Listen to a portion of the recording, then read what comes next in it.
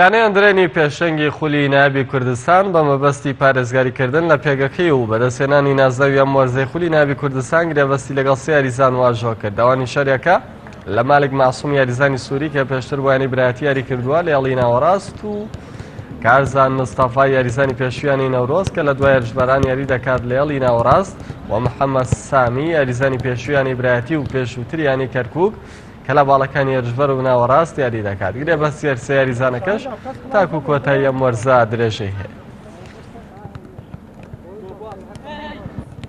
ئەوەی ڕاستی بێ ئێمە وەکو یانەی هندرێن هەرچەندە لە پلەی پێشەوەین و تیپێک تۆکمەمان هەیە، بەڵام ڕاهێنەر ستافی ڕاهێنەران دەستخۆشیان لێ دەکەن. پێویستیان بە چەند یاریزانێک هەبوو لە هێڵەکان بۆی بۆشایەکان پڕکەنەوە. بەڕاستی ئێمەش لەسەر داخوازی ستافی ڕاهێنەر مامۆستا دڵشاد ئەم یاریزانانمان هێناکە. ئەویش محەممەد سامی لە شوبی ڕاست یاری دەکا لە یانەی برایەتی بۆمان هاتووە و کارزان ئەویش لە خەلف الموازمین، یعنی لە پشتەوەی دوو مازمەکان یاری دەکا لە یانەی نەورۆز و هەروەها کاگمالیک ئەویش بەڕەگە سووریە ئەویش لە هێلی ناوەڕاست یاری دەکا. پێویستمان بۆ